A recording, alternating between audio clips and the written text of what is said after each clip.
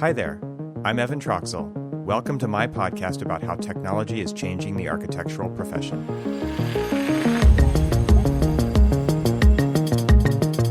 Welcome to the Troxel Podcast. I'm Evan Troxel. And in this episode of the podcast, I talk with Kat Dovjenko. Kat was originally trained as an architect and currently consults for a small research lab at Google's IDEA Workshop for the Built Environment. 3 years ago is when she made the pivot into tech. And in addition to working at Google, in her spare time, works alongside 3 other investors to lead a syndicate of architects and builders that invests in AEC-related startups. She's also part of the Architechies group, which is a band of architects now working in the tech industry and helping others do the same. And I'll have a link to that in the show notes, so make sure to check that out. A lot of Kat's work focuses on research, and specifically right now, she's interested in the research around workplace trends, hybrid offices, all of the things I think that a lot of companies are thinking about as they move back into the physical environment, away from this remote environment, or what that hybrid model might look like, and what the trends that she's seeing really are versus a lot of the buzzwords that people are talking about, or maybe just going deeper than the surface layer. So that was a great topic of conversation. We also got into a few of her ideas around pop-up infrastructure and some new forms of general contracting models that are on the horizon. We talked a bit about prefab modular, specifically ADUs in this case, and how some architects are thinking of space as a product. And then going a little bit further and talking about the intentionality of shelf life, meaning it's not as long as some of the larger projects that we see because they serve specific purposes for a specific amount of time. So overall, I think we hit a lot of great topics, and there is a lot of room to grow these conversations out of this. And I'm really happy to present our conversation to you now. So without further ado, please enjoy this conversation with Kat Dovjenko.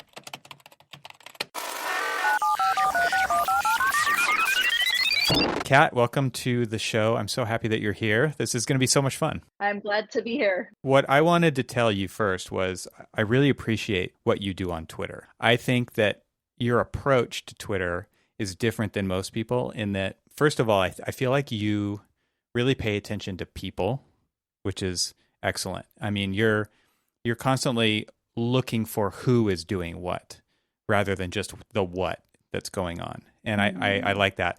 And then I also feel like you ask a lot of questions on Twitter, right? And it creates engagement. It creates the opportunity for conversation. And I feel like most people misuse Twitter in that it's a one-way communication. And it's just like, here's what's happening, right? And it's not an invitation to communicate. And I just wanted to let you know, I really appreciate your approach there, whether it's intentional or not. It might just be who you are. But I feel like it's kind of a refreshing take on using these platforms.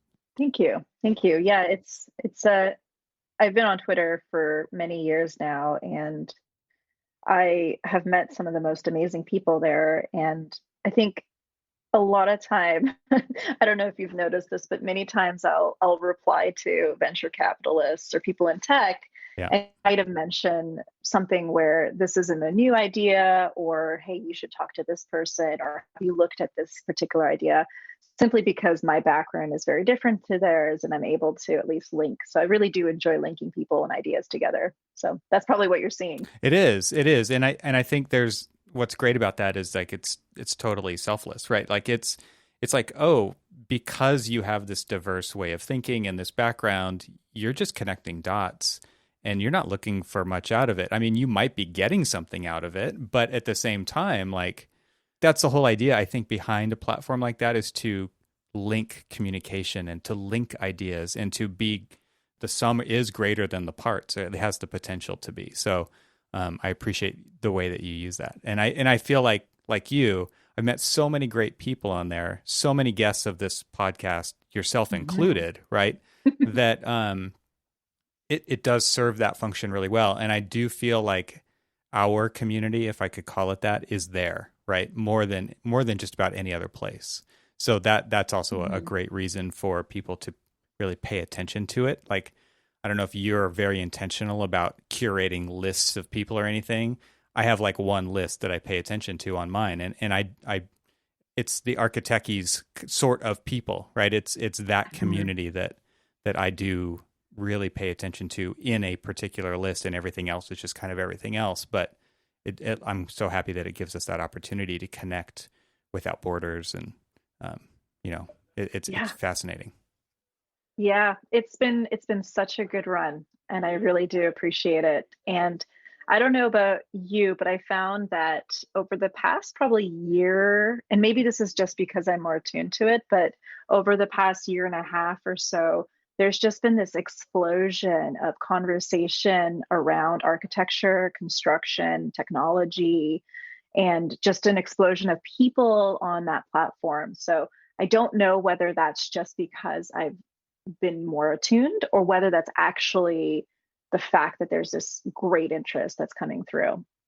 Yeah, my history on I can't remember when I started using Twitter, but I do know that for a while there was a really good run going, which was around. It was called Architox. It was a special kind of hashtag, Mhm. and it was just architectural bloggers. It wasn't anything specific to tech and architecture or anything like that, which I do agree has really kind of really bubbled to the surface in the last year Yeah, for sure, if not more. But yeah.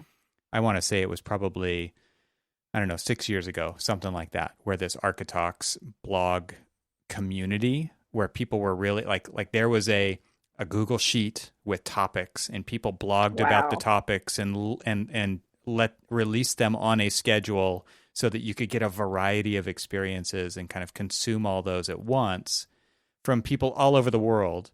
And I felt like where else could that happen? It's pretty amazing Right. that is there, and that it has obviously transformed over time, and there's different groups that come up and go down, and people lose interest and gain interest, and it's fun to watch those trends too. But I do agree that there's this definite resurgence, or this initial surge that we've seen in the last couple of years. It's really taken off on the architectural technology, construction, contech kind of stuff happening for sure. Right. And I like the fact that you have conversations. Like, at least that's, you're right. It is something that I try to do. I don't know if it's been intentional, other than it's just general curiosity. But I found with so much of Twitter, it's either you're talking about something good that's happened to you, kind of broadcasting how professional or how advanced or how disciplined or how great you are, or you're complaining. Hmm.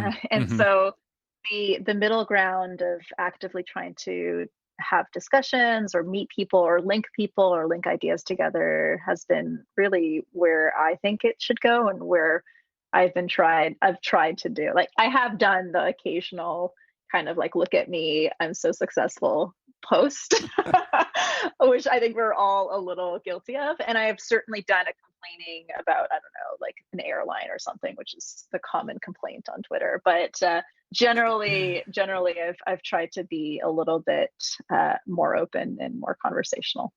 Yeah, in that regard, it's very much like a real person, right? Like you do have these ups and you do have these downs, and they kind of all go in that one place, which is your Twitter feed. But it's Right. not like that on other platforms for the most part. It's not like that on Instagram. Instagram is very much the good stuff, unless your account is all about the bad stuff all the time, right? And so Right. I think it is kind of a better way to see the complete person, as much as that's possible or impossible online. But because yeah, it lets you put out a quip, whether that's good or bad. It's a quip. It's quick. It's small. It's short, and it's one of those things where you can put something out and not pay attention to the replies, or you can put out in order to get lots of replies and generate that conversation. I don't know. There's a lot there to unpack, but you talked a little bit about your curiosities that you've kind of uncovered on Twitter, and we before the show we started recording, you mentioned a few of those. I would love to talk about some of these kind of curiosities that are bubbling to the top right now, specifically around the workplace trends that you're obviously very interested in from the Google side of things. I mean, that's what you said that your lab is really paying attention to right now. So let's jump into that topic to kick things off. Yeah, workplace has been something I've been in, really in it for 3 years, maybe more now. And it's something that I think there's a lot of misconceptions about. Mm-hmm. And with COVID coming in, all of a sudden you have a lot of folks that are they maybe say they have kind of good intentions, but a lot of folks that are all of a sudden these experts on workplace.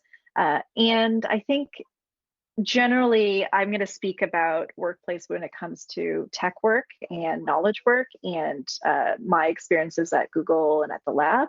And I don't by any means think they extend to every single workplace, but there are some really interesting things that I've learned over the past few years that I would love to share. Awesome. Yeah, I'm interested in this as well because I think, from my day job point of view, Mhm. it's not unique in that there's lots and lots of architectural firms dealing with how they're going to go back to work, quote unquote work. Because it's not to Right. say work isn't happening. It's not to say that it isn't even maybe more productive now than it was before, right? It's hard to say, but Mhm. but to me, it's interesting to kind of this is something that's very real, very timely for a lot of people right now. So I'd love to see what some of these misconceptions are and maybe what the data is showing, and talk about maybe some of the potential models that you're seeing come up. This hybrid model is something obviously that Mhm. lots and lots of people are writing about and kind of positioning themselves as presenting as experts in that way and what is going to work for sure and what is not going to work for sure. Obviously there's a lot more nuance than that. So what are the kinds of things that you're seeing right now in your research? There's so much. So I'll probably start a little bit and I'll go in a roundabout fashion. So I apologize in advance that this may have no rhyme or reason, but I think in my head it makes a little sense. I think I think the first misconception is this idea that focus and collaboration are distinct things. Mm, So when I read some of this research that's coming out, and some of it, most of it is really great. I think I have to preface, but some of it distinguishes between all right, you're going to come into the office for 3 days a week and you're going to do only collaboration during those 3 days. And then for 2 days a week, you're going to be at home and you're going to do this deep focus work. But that's not actually how, for most knowledge workers, that's not how it works, especially for people that are working in software engineering. You can imagine in software engineering, you can think of it as almost like you're working on a giant puzzle together and you have different puzzle pieces and everyone has different pieces and it all has to kind of create an image. And the reality is you are working a little bit on your own and then you kind of work in collaboration. So the idea that collaboration and focus are super separate and that you can do collaboration in one place and focus in another place is actually probably a false idea, especially when it comes to knowledge workers and mm, software mm-hmm. engineers. So this is some of the work that we've been really tracking is understanding what are the nuances of how someone actually writes code or how someone actually does this sort of puzzle making or puzzle coming together. And so I think there is this really interesting world in which a software engineer, and if there are software engineers listening, please let me know if this is incorrect. But Mm-hmm. generally, a software engineer is writing code and they're kind of heads down and working, but they'll come across something that they haven't seen before, or they'll come across a puzzle piece that they haven't really understood. And so they'll go and usually if they're all working together in person, they'll just turn to the person beside them or someone that's close because they know that person maybe has familiarity with the same problem set. And they'll ask, hey, do you know this? Do you have this library? And so forth. And that allows them to unblock themselves very quickly because that's really the problem. You don't want your software engineer to be blocked by anything because then they can't continue. Mm-hmm. And so the idea that perhaps that there's this, set collaboration time where they all go into a meeting room is kind of a false idea. In fact, you probably don't want to put all your engineers in a meeting room. You really want to foster these quick micro collaboration moments. And what we're seeing is that some of those actually can happen, like kind of not in one place. So some of those things can actually happen when you just ping someone or grab on a quick call. So the idea that you need to be all in person to collaborate is very kind of general and broad, and there are subtle nuances in collaboration there that I think a lot of people have not really outlined in their work of return to office or in their kind of new workplace of the future sort of vision thinking. Do you feel like that the writing that's happening is really targeted towards software engineers, or do you feel like it's just general office work? I think so. The writing right now is really targeted towards general office work, and of course, there's different personas. There's different people that some people have a ton of meetings, some people have a lot of focus time. But I think Yeah. generally, when it comes to like collaboration, you really want to be able to have like a low switching cost. So actually want to be able to simultaneously allow for these micro moments of collaboration while also allowing for focus and like lowering the distractions. So Mm, you're kind of in this really big challenge of how do you make sure that people feel comfortable to talk and to ask questions, but also at the same time yeah. you want folks to be able to be focused. So there is a quite a conundrum, and that's kind of the first misconception I have of the office, and that's the one. And then there's a few others that I'd love to deep dive as well. So before you jump into that, I have a Yeah. question for you. What do you think the best use of physical office space is going to be? I mean, in the architecture realm, in the architectural office, it seems to me like you can accomplish this digitally, but it's not as Hmm. fluid, right? Which is like pin up space, layout space, model making stuff, any kind of like group critique where people can get Hmm. up and just stare at a wall, and that body language that's transferred between Hmm. people without verbal communication is a big deal. So I can see us being a lot more purposeful around what the physical office is really going to be best utilized for. Applying schedule and all that kind of stuff to that, I think, is another problem set. But it's kind of like Hmm. having a place to house the things that can only be done in that place becomes kind of an important exercise to determine what those things are. Right. It's a great question. And I think I will use like, I think I'll get to it at the very end. So I'll do Okay. like a This is that convoluted roundabout way. part. Yeah.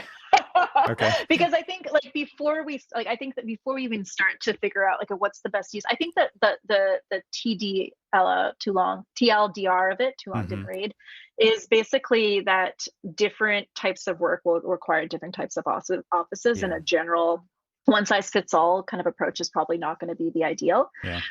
But there's a few things to get to. So I think with regards to knowledge workers, like workers in software and workers in architecture are slightly different in Yeah. the sense that architecture deals with the physical making of things. Hmm. And it's probably more synonymous to hardware or industrial designers or hardware engineers, where they're actually kind of testing their prototypes and really working in more or less the physical realm. And for those folks, it is really hard to do that fully remotely. It really is. And hands down, for the majority of people that are in kind of analyst or software engineer roles where they're not dealing with physical offices, there is a little bit of a different beast. So first misconception we had was kind of this idea of focus and collaboration, Hmm. which is on a spectrum.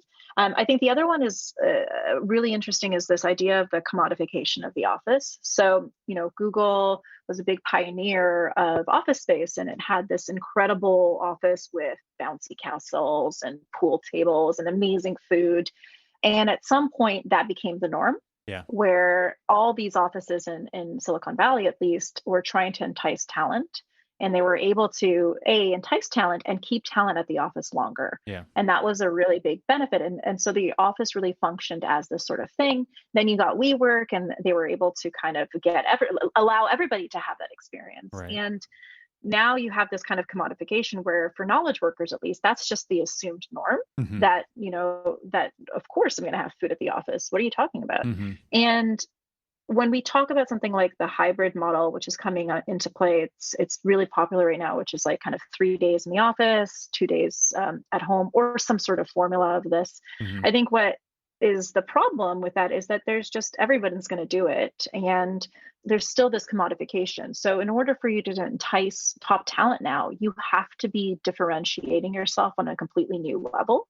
And I don't know what that is. So we go back to what is the point of a physical office? Well, I think in some level that has to be the point where it is to entice talent to stay or entice talent to join your company. And I don't know what that looks like. I have some theories, but it's definitely probably not a hybrid office, because now that you have commodified this kind of experience, what is the next thing you want to do? So I think there's probably more interesting things to entice. So I don't know what that is, and I think perhaps it's you're perhaps allowing people to maybe moonlight more. Maybe it is you do, there's a lot of these companies that are doing fully remote, and that is certainly a benefit. That is a big differentiator from many of the big tech firms, is now you're fully remote and you can go wherever. And every 6 months we have a big meeting where we all meet together in person, and here's how we work.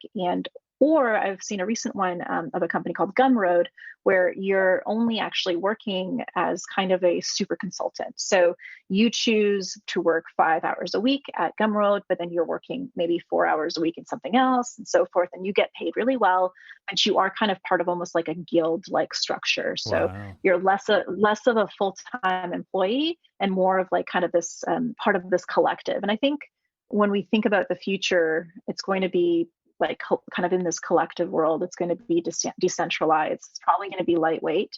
And these sort of new forms of employment, so to speak, might be the way to differentiate yourself, like far beyond an office. So maybe the whole idea of like, what's the best use of a physical office is perhaps that there's actually no best use. Yeah. Yeah. Yeah. I was thinking about this whole hybrid office situation, and that still is going to require some level of co-location, proximity to an office, or at least the ability to get there within X amount of time, whether that's 2 hours or whatever, plane flight or whatever it is, because that's still going to be, you're going to be, like you said, the office has to be able to attract, it has to have this kind of magnetic quality to it to get people to want to be there, versus this new space that they've created in the last, year, and created exactly maybe what they need, or maybe they realize it's not what they want at all. But there's definitely going to be kind of a layer of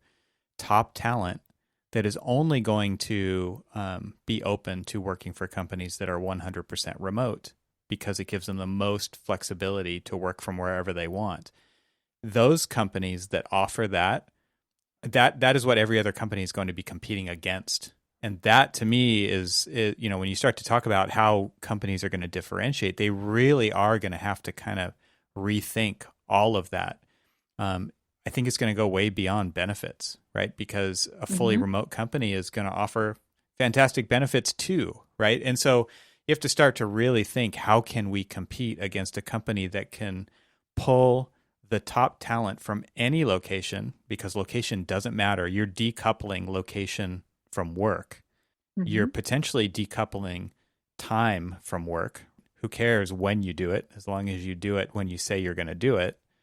Because like you said, like I'd never heard of that Gumroad example before, but when you're talking about this super consultant, if somebody really has the capability to juggle multiple roles for less amount of time than a full-time role, then and they have more interest, then that's going to come up with some pretty amazing outputs, because those are the people who are going to be able to connect dots between different levels of expertise, different buckets of information that other people just don't have access to. That's a fascinating kind of turn of events that I didn't see coming, because I was thinking about it from a physical versus remote only. But now that you start to kind of further break down the day or the week into different segments, that's a big change. Yeah, there was a few future visioning work that I did a few years ago, and one of the ideas that we played around with was this idea of a person being a employee of Apple and Google at the same time, or something and something at the same time. And you don't see that yet, but you do see it with the super consultants. One thing that I did see recently that kind of blew my mind was the fact that recent computer science engineers do these sort of like internships both at multiple companies, and they almost do them like subsequently. So there was kind of a posting where it's like, oh, I'm now part of Microsoft and Apple, like for 4 months I'm doing. So it's kind of the precursor to this idea. I've also heard of externships, right? Where you go on sabbatical, you do part-time at another university if you're teaching at one, or you go work at another company to gain some expertise and then bring it back, but it's beneficial to both companies in that way, because it's like an agreed upon set amount of time. But what you're talking about is like two different contracts, one person. Yeah, I mean, workplace ultimately is kind of like a physical results of human resource policy or culture. Mm-hmm. So I think we still don't really know what the future holds in terms of those policies and in terms of those cultures. And it'll be really interesting. I think with the companies that have now become fully remote, what does that actually mean from a spatial perspective Mm-hmm. is to be determined. I think one interesting thing that I'd love to test out is whether a company just buys kind of a retreat center, whether it buys Esalen, for example, and Mm-hmm. all of a sudden anyone can come into Esalen whenever they need to and work there. And you have to kind of, I mean, we probably have to book in. There's probably logistics and stuff like that. But one of the interesting things as well, what if the real use of space, physical space, was buying retreat centers or buying interesting things, or maybe it's a cruise ship and you're able to book time in a cruise ship. I don't know, but I Yeah. think those are the sort of things that I'm way more interested in and way more excited about than like a hybrid office that has movable walls. And what's interesting about that is like companies are already spending the money to do the one thing. And if you just take that kind of given off the table, you still have that same amount of money to do lots of other things with, or just repurpose it. So it's not Yeah. like these ideas are off the table for most companies. It's not at all. And I think a lot of companies should be looking at these as opportunities to, I hate to say it, like come out of this on the other side in a different position, but have a different approach. And Hmm. the only way to do that is to start now. So having these kinds of ideas and not setting getting back to normal, in famous podcasting air quotes, as the ideal. You want to get back to better. And so what is better for you? It could be like you really have to you have to learn to question why you've done things the way that you've done them for so long, because it's probably just Band-Aid on top of Band-Aid on top of Band-Aid on top of Band-Aid, and it was working, but is it ideal for your endeavor? Is kind of you Right. got to rethink that from the ground up. I think there's also, like you mentioned, there really is not only a rethinking, but kind of you have to completely retool your culture. So I think what will happen is most companies will probably end up doing the easy thing and go back to where they were.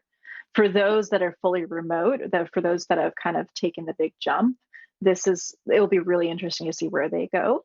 But they're going to find that they're going to need to, if you read sort of the literature on all remote companies, one of the things that perhaps folks haven't really talked about was the fact that all remote companies prize written documentation. So they are what anthropologists call low context culture. Mm. So a lot of their collaboration happens in a written form. A lot of their collaboration happens asynchronistically, and they are really good at documentation. They have created models, they've created tools to make sure that everybody is aware of what's happening asynchronistically. And then they're very intentional on when they meet. Now, what happens is if you're a company where you've built software off of kind of an agile method, where you're not prioritizing documentation, in fact, you're deprioritizing it actively, then you have a big problem because you've trained your entire teams to only work in this particular way, and you didn't hire people that were good writers. So I think when it comes to this movement to all remote, when you are all in person, this is where it gets really interesting, because you have to either retrain your workforce to be better communicators via written form, or you have to hire new people. And I Replace think them. Yeah. that's replace them. I think, I think that's probably another misconception. So you've got, the fact that focus on collaboration, it doesn't happen, it happens on the spectrum. The fact that you've got this commodification of the office, and you need to really think differently, and the fact that you need to retrain your workforce for kind of a low context environment. I think those are going to be really interesting things to see where they all land. Yeah, the examples that come to mind when you talk about this, ability to function from like a written standpoint is that's pretty much like the GitLab model, like from what I've read. And then also I think of like Basecamp, who, they've Hmm. always been a remote company. They wrote the software to solve their own problem, and then turn that into software as a service for everybody else, and intentionally writing everything down so that everybody Right. knows every decision that was made, and operating that way intentionally, which allows them to operate asynchronously. And so, again, I kind of go back to the idea of having physical environments and forcing basically people to have some kind of location association with where an office Mhm. is versus the companies that decide intentionally to not do that. And if those companies that don't do that can really get the top talent because you can be anywhere, then the companies who are forcing people to have some kind of location association with them are by definition not getting top talent anymore, Yeah, I for think the most if part. you are, for the most part, I think like if you are doing something really innovative, like whether you're like a quantum computing company or you where you have to be physical, or a company that's doing climate change work or really an innovative, I think you'll still get top talent because your mission and what you're doing is so provocative and interesting. Mm-hmm. But for many people that are just doing kind of everyday work, which is nothing to be embarrassed about. It's amazing. I think you'll find folks that you will probably get a little bit of a challenge when you're competing with all remote teams. Yeah. And I think so. We go back to like, well, what's the physical response to that, and what's the physical reality of a world where everybody is distributed, and where a world where everybody is kind of working in this collective way. If we kind of look further down the future pipeline, look down the future cone, and I think like there's something that really intrigues me is this idea for pop-up infrastructure, or this idea of a radically different world in a world where change is super rapid. And so that's kind of another topic that we can talk about. Or That sounds fascinating to me. I have an example. It's not really pop-up infrastructure, but so I want you to start, and then I want to throw this out as an interesting potential example if it all works out in the way I think it might. But so you have been talking about this kind of idea of pop-up infrastructure from like these vertically integrated company type examples. somewhat, yeah. Okay. So I would love to see, I think I'll preface this, I would actually love to see a Katera for infrastructure that is lightweight, modular, not and kind of has a very specific shelf life. So I would love to see a Katera where it's not just ADUs, but it's like ADU offices or Mm-hmm. ADU Mm-hmm. yoga studios or pop-up ghost kitchens. I would love to see kind of what does that look like, because right now when it comes to Katera, they're still very much building in the same sense of the past. So the reason I asked for this is because we're starting to see it. There's this huge trend of kind of like, I mean, change, expediting change and things like that. And I've always been very interested about the idea of how might we build infrastructure like we build the internet? Mm-hmm.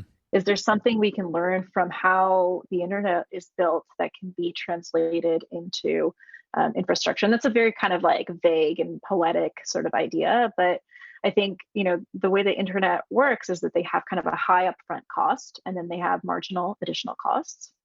They kind of have repeatable blocks of information, in Mm-hmm. this case code, Mm-hmm. and it's reusable and it's lightweight and it's iterated on kind of a continual basis. So it's not like how we build infrastructure. Right. There's kind of like a very set shelf life.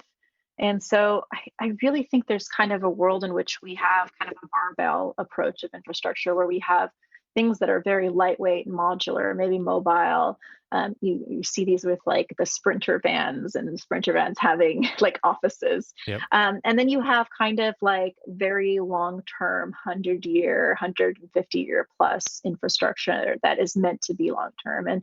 And right now we kind of design for that weird middle Yeah. where like it lasts maybe 20 years, but then at least for my example in terms of office space, like you build these offices and in 3 years you need to completely rebuild them, and so Yep. you're pulling out drywall and you're pulling out carpet that is actually pretty great carpet, but it's no longer serving its purpose, and you're filling it with landfill, and you're filling it into a landfill because you can't reuse it. And so there's this huge problem with regards to this. So I wondered like if there's a way in which we could be like a little bit more intentional and just really think about, okay, this is only going to last for 5 years, and this is going to last for 150, and maybe there's no in between. And you kind of see it a little bit in like homes in Japan, where they've been very explicit in the way in which they build, and they know for a fact that this home is really only for that generation and for only that family.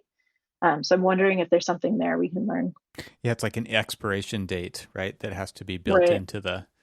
It's an interesting idea because it has a very sustainability minded aspect to it, right? Where it's like you determine what's going to happen to this thing when the shelf life is complete, and it's absolutely not going in a landfill. It's going to be repurposed. It's going to be taken apart. It's going to be recycled. Like whatever those things that are deemed upon creation actually happen, maybe even contractually at the end of that, to make sure that that happens, so that you get that full cradle to cradle kind of a timeline for that thing. Mm-hmm. Because you're right, we live in places and we just modify slightly over time, or we add an ADU because grandpa's got to move in, but then grandpa's there for 10 years and then what? Or we need an office now because of pandemic, but we don't need it in 3 years because that's changed now, right?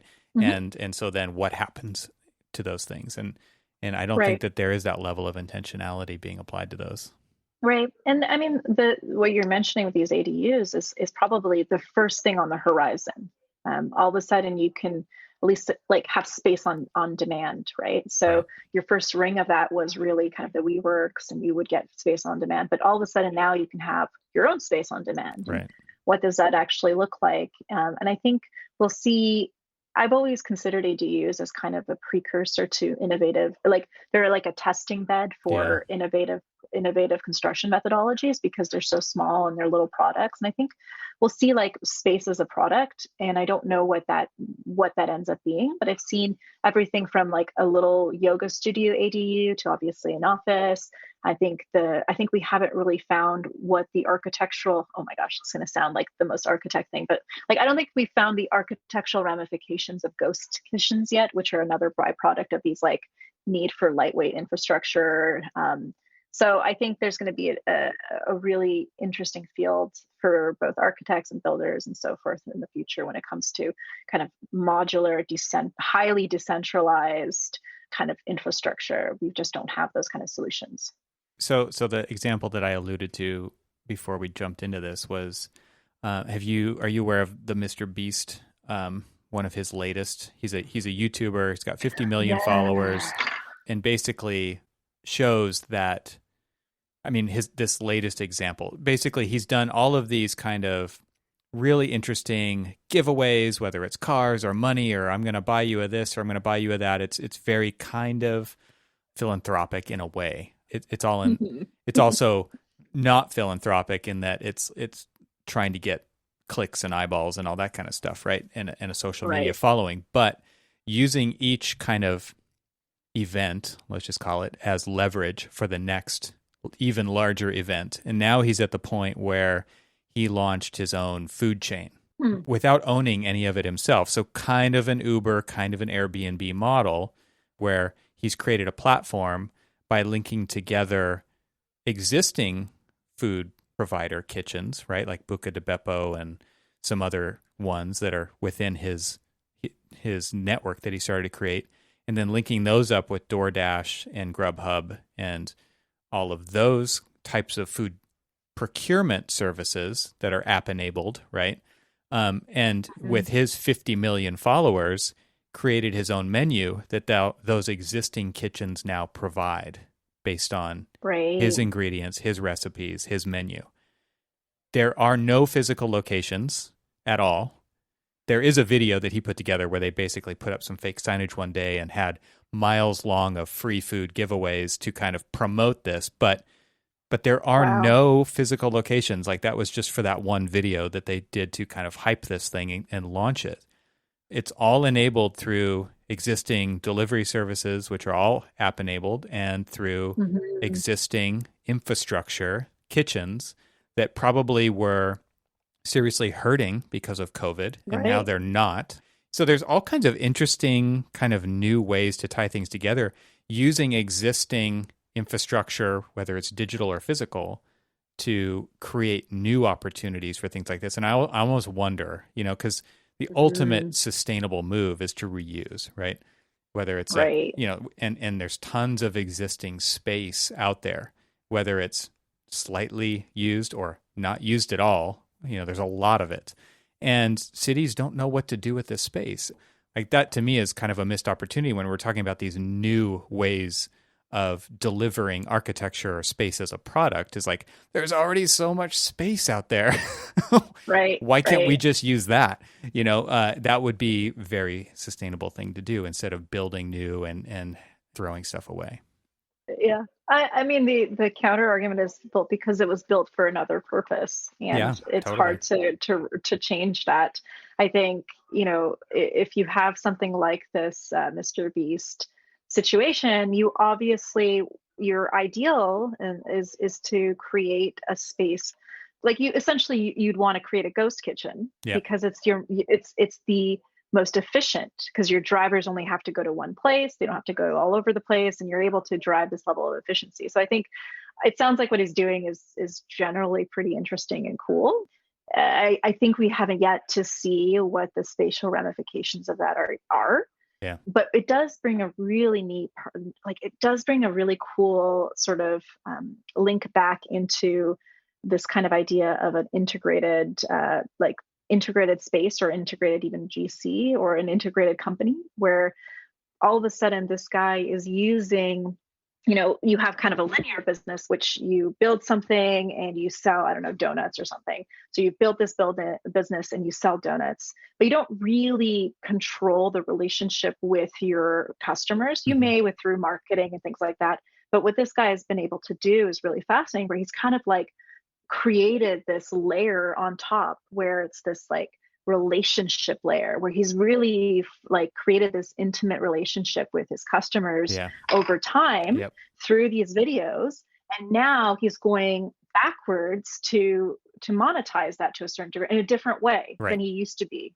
Right. And he's selling a product kind of backwards. And you see that with a few people, the like celebrities selling different products that are there. But I think this is one step further, because it has to do with YouTube. It has to do with this new model of food delivery. It ultimately has some interesting kind of philanthropic results, as helping restaurants. So I think he's onto something really interesting, where he essentially became a platform, and he's kind of moving backwards to create products off of that platform that only serves to improve his platform. I can't wait to see how he leverages this to do the next thing. And what's interesting about this is that he's 22 years old, and to have the ability to create that level of following, and then to do interesting things with it. Because basically, I guess what he's showing is that attention is the most valuable asset that a brand can have today. And I wonder how that translates to space and to architecture and workplace and things like that. Because I think it potentially does, but it shows that this attention that he has over people is valuable, especially when coupled with technology and kind of this digital infrastructure that we now have the ability to deploy at scale. It's very interesting kind of mix of ingredients that he's been able to put together with his team. So I don't know, food for thought. I mean, think about quite that, literally, listeners out there. Yeah, pun not intended. Yeah, the attention bit is really interesting because, well, I mean, what was the past? Like, what was, I guess, if you built a cathedral in the past, you were also kind of gunning for attention, a different form of attention. I wonder if it's all that different. I do think that when it comes to this sort of like new modern ways of attention, because obviously we're in the world of attention as well, in a weird way, in the workplace, where you're really trying to make sure that someone is not distracted. And one thing that we really notice is that attention is super fluid, and it's super hard, and and it kind of switches. So there's this high rate of change and high rate of switching. And I'm not sure whether, there's all these kind of studies that say that our span of attention has decreased over the past 50 years and so forth. I'm not sure if that's true or not, but regardless, there's way more stuff gunning for your attention. Yeah. And in the past, that sort of stuff was physical. You would happen across a cool house or a cool building. But now all of that stuff is digital. So the way in which you're gunning for that attention is more or less digital. So not only is it different in terms of its form, and it's also different perhaps in terms of its frequency. And so I don't know what the spatial ramifications of that are, and what that looks like. It certainly isn't the fact that you have far louder architecture, or architecture that lends itself to more digital kind of manifestations, whatever Yeah. that means, Yeah. sort of AR architecture. But yeah, there's definitely a weird sort of world that we're living into, or heading into. But I think it'll be really interesting to see. It's not every day I get to talk to somebody who works at a big tech company. So, and you can feel free to totally blow this off, but do you have thoughts about that from a technology standpoint, as far as the number of things vying for our attention on a daily basis? You got all these communication apps running, you've got the calendar running, you've got notification centers, you've got it on your screen, you've got it in your pocket, you've got it on your wrist. Like, is that a layer to the research that you guys are doing in your lab as well? I mean, it sounds like you're looking for ways to limit distraction to keep people doing what they do best. So I'm just wondering how all that plays into it, or if it doesn't yet.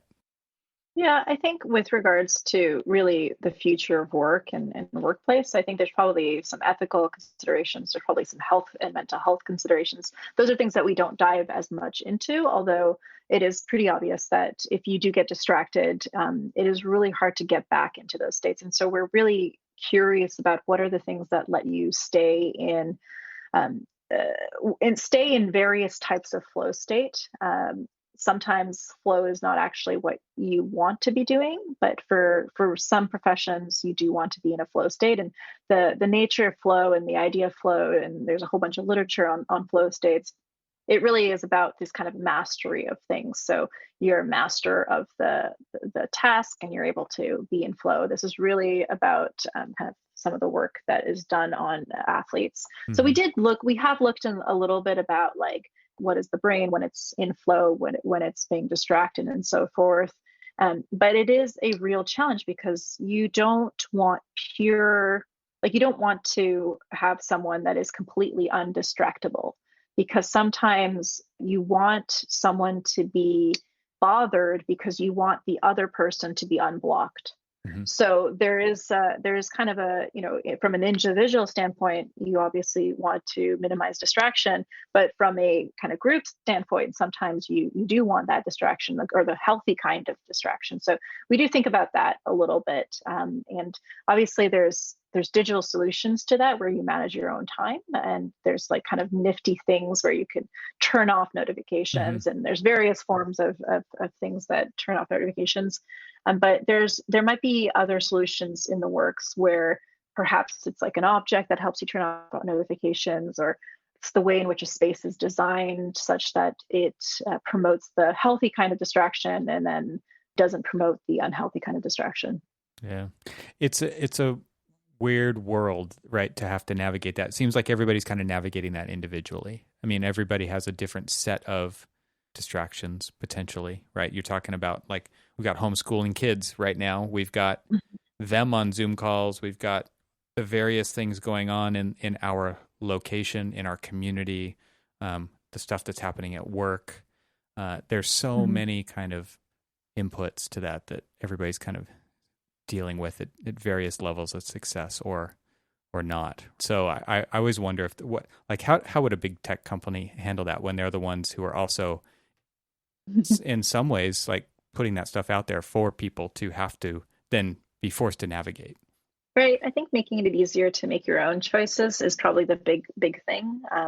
So obviously, I think some of the new technologies that are coming into play will have the ability for, turning off notifications, Yeah. or automatically turning. So it's maybe reducing the friction to be able to turn off things, and to turn off completely is really the case. So maybe there is a world in which you can easily go somewhere to focus, Mm-hmm. or you can easily block it somehow with some sort of pop-up thing. I don't know. That seems a little bit more ridiculous, but I think the other question is, when it comes to distraction, is like when you are kind of overhearing a conversation of your own group, you don't actually notice that as distraction. You Hmm. actually think it's useful. For 9 times out of 10, it's actually quite useful to hear the banter of those around you that you work closely with. So that's not the distraction you're really trying to get to. It's the distraction of kind of like folks that are meandering in the hallway in front of you, or unnecessary groups. So I think when it comes to those kind of distractions, you can actually be really intentional on where you place people together and place the people that work together in their kind of blocks. And then you start to cluster people into areas, and that manages distraction in a Yeah. way. So there's spatial solutions. There's also probably a whole host of hardware solutions we haven't even thought about, and there's probably a whole host of software solutions, but they're just they're probably not fully there yet. I think a lot of it is also the fact that we're now just perhaps like we're just so inundated with things, and especially with COVID and the world and where it is right now, that we're distracted continuously, and we don't have these deep like deep work Right. times. Right. And that is something that I don't think space can solve for, at least Right. entirely. Yeah, I mean that's the idea of like a phone booth or a small conference room, right? Like you're just going to go book it and you're going to lock the door. Right. But that's yeah, it's interesting because thinking back to when we were in offices, we had a lot of success by putting a team of people who were working on a project to force them to sit next to each other. So Hmm. obviously, the standard architecture open office where there's cubes and rows. And it was like, okay, no, pull people out of their cube, put them at what we called a pod. And now for the next X amount of years, they're going to sit together because they're all working on this project. And we saw Yeah. huge increases in productivity, knowledge capture, all of those things that we're talking about being like really useful to transfer information and knowledge between people in an office. And we were before the call, I was talking about like that being a big need that I'm seeing especially for like the emerging professionals who Hmm. don't have that opportunity right now, right? They're not sitting next to that senior project architect, so they don't get to overhear how they're dealing with that flashing detail that they've done 50 times or 100 times Right. because they're isolated. They're working in isolation and they don't reach out to call them and ask them a question, or it's not the kind of thing you would even ask a question about. It's just something you would hear somebody complaining about and it would be useful Hmm. information like you just mentioned. Um, I am interested in Yeah. software that can potentially start to solve that because in the hybrid office environment that we're talking about, there's going to be plenty of times when that emerging professional schedule does not line up with that senior project architect. And that senior project architect's just not going to be in the office as much Hmm. because they don't need to be, because they have a different lifestyle. They have different requirements. The emerging professional who sits alone in an apartment all day probably wants to be in an office, right? So you could see how Right. potentially, I'm hoping that there's going to be some kind of like just open channel software type stuff that Hmm. happens where people can wander in and wander out when it's right, and they can just overhear conversations that happen. And I don't know that that's the right solution. I'm just hoping that it starts to lead us Right. back toward that kind of I'm learning through osmosis scenario Hmm. that is super important. Yeah, there's a few things that I've seen that are super interesting in that sense. Like the first thing is obviously, there's a bunch of these companies, and you've seen these in countless vision decks where you have kind of a portal, like an always on portal where Right. you essentially kind of learn through osmosis in that sense. I've seen some stuff that's really interesting with a company called High Fidelity that's doing kind of spatial audio. So you can essentially kind of listen into a conversation in your kind of a 2D avatar in a 2D space, and you can join other groups in a fake floor plan. I think that's kind of interesting, where you see like space coming Yeah, into 3D totally. space coming into 2D space. Right. I think we will eventually get at a point where embodied collaboration will be just as good remote. We will get there. It's probably a number of years out there. Yeah. And I think the most promising, and it's gone through so many kind of twists and turns, is really the AR and VR world.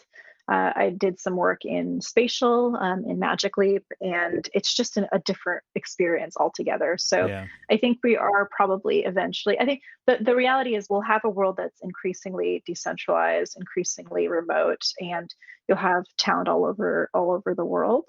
I don't know to what degree, whether there'll be clusters or whether they'll be Hmm. like fully decentralized, but I think you're right in the sense that when you are young and not only do you want to advance professionally, but you also want to have like a community of people, Hmm. those solutions get really hard. But I want to counter with the fact that like many people, at least in my age, I'm not even young anymore, but like many people in kind of Gen Z world, I think we can't assume that what we define community is what they define community. Yeah. Like I think we assume that of course you need embodied collaboration, and of course you need to be all in the office because innovation happens when you're all together. But I think actually I've been kind of convinced otherwise, that the notion of what is community and the notion of what is collaboration are vastly different the younger you are.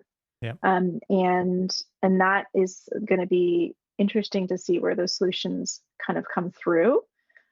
One thing that you mentioned that reminded me, so like something that's really interesting is when I think about the architect profession, we'll always have a caveat where we talk about the architect profession. Um, Architects, that's the first thing they love talking about is the architect Yeah. profession. But I think what's really interesting is I actually think there's a lot of things that architects have done natively with regards to their office designs and how they think about kind of like tech heavy innovation that is finding its way into the tech world. There was this like article many years ago where Rem Koolhaas was saying that architecture kind of fed into tech, and maybe that was through design or something. But the idea of these kind of like design thinking workshops, or even the way in which you have studios set up, or like office space set up, I think a lot of it was coming from this kind of profession. And Hmm. we saw elements of that in tech. You can think about, I've been to many tech offices and mistook them as architect Yeah. offices because they were Right. kind of in the same layout. Because the idea was really how do we have these pods of people collaborate really well in this really highly technical puzzle piece type of task. So I think that's a really interesting world. Yeah. And obviously roundabout going back to the kind of professions and young folks, I want to also kind of push back in the sense that, for at least in my experience with software engineers, many software engineers, at least when they're young, actually find pinging someone or messaging them on chat or Slack is far easier and far better than going and tapping them on the shoulder. Hmm. I think again, it's a case of like, in my case, like millennial kind of assumptions that everybody will be comfortable in tapping someone on the shoulder. But the reality is, when you've lived in the age of the internet and your kind of form of communication and interaction is mostly through the internet, mediated through this sort of source, then you're actually more comfortable doing certain things that perhaps you and I wouldn't think are the most obvious ways to do things. Absolutely. Yeah. It's funny because it's like I'll be talking to my kids and I'll say, "Are you going to go do this thing?" And they just pull up their phone and they're like, "Done." And it's like you didn't actually have to go do it, right? Like it wasn't required. The way that you were thinking about that is a completely different way of thinking than I actually just did it. So Right, you're right. absolutely right. And I think it also depends on office culture. It depends on personalities. It's a very Mhm. complex kind of a thing, right? Because I'm talking about this potential software solution that could enable people to walk into a virtual room and have conversations. And at the same time, I'll think like, man, I hated all those distractions every 5 minutes. And so, like, obviously, this kind of thing is opt in. So, if it's opt in, is anybody going to show up? I think there's so many layers to this that are, you just have to experiment and see what works and what doesn't work, and be open to constantly experimenting with this kind of thing and failing. Like, you're just going to fail at it a lot, right? until Right. you find something that actually works, and then who knows how long that's going to stand up for. Right. And I think that the failing, like, architecture doesn't lend itself to rapid iteration. Right. Like buildings don't get iterated Right. rapidly. So I think one thing that will have to happen at some point, or maybe it doesn't, but this comes back to kind of the idea of like these lightweight solutions. It's far easier to rapidly iterate an office concept with, things that only last a few months than it is to do kind of a full build out, or it's far easier to rapidly innovate or rapidly iterate rather an ADU building than it is to do a rapid iteration of a multifamily building, which is impossible. Yeah. Yeah. Yeah. It's interesting to like maybe food for thought for a part two sometime would be right. Like I've talked about that a lot on the show, which is like design is hypothesis in the architecture world. For the most part, for the part of the process that architects are really involved in, is the very front of the project, and if, after that part is done, after the building's built, or maybe even before that, when the drawings were submitted, I don't know, they were done and they're on to the next project, and they're not learning and continuing that conversation or that relationship beyond that point to actually prove or disprove the hypothesis. And so when you are talking about like an ADU and you're talking about space as a product, and that really can be an iterative design process, there's a lot that can be done there to improve it over time and prove those hypotheses, and those prototypes really matter then, right? Whereas if it's a giant multifamily housing prototype, I mean, you're just going to go do another prototype because it's going to be a different site, different environment, so many different things. It's an interesting, it is kind of a totally different problem set that a lot of architects are working with. So this whole idea of space as a product is really intriguing. And the world needs great architecture, right? Like there is a huge need for a lot more space to be designed by a lot more architects. And because it really does influence culture, it influences society. It makes our communities better. So for us to keep thinking about designing one project hypothesis, and then another one hypothesis, and then another one, you never go out at scale. And so it's really intriguing, this idea of space as a product, and how that can be iterative and how it can get better design out into the world at scale. Yeah, we have to.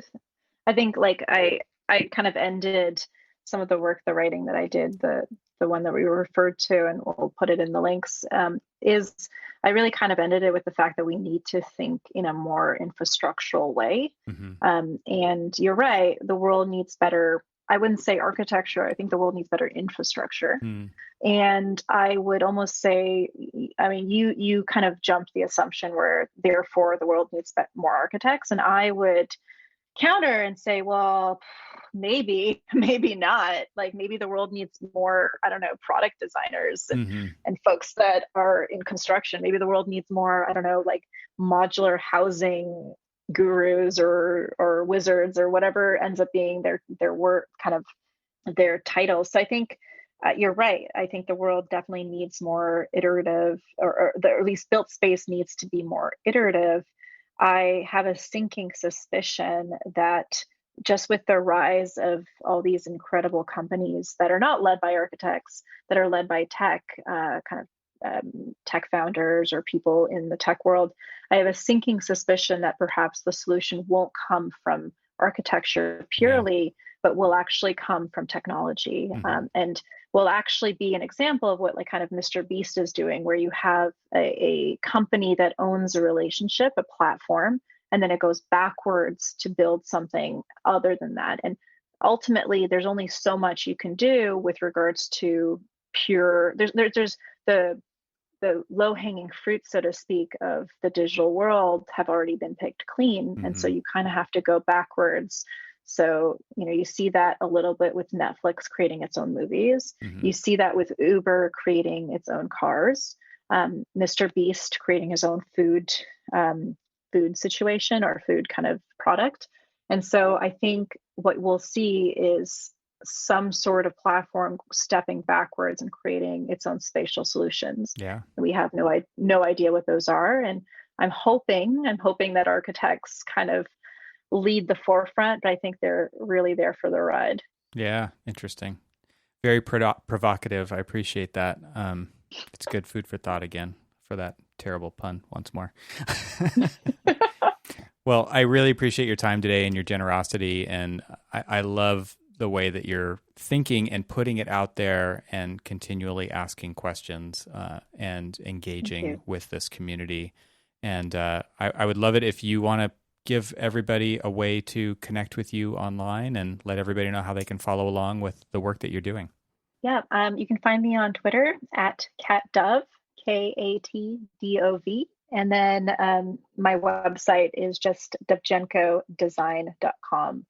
And we'll link to it because it's quite a mouthful when it comes to my last name. Yeah, no worries. Links to everything that we've talked about will be in the show notes, linked to Kat's Twitter and her website and the article that kind of kicked this whole thing off where she presented to the AIA with some of those thoughts in it that we just touched on at the end there. So thanks, Kat, so much. I really appreciate it once again. Thank you.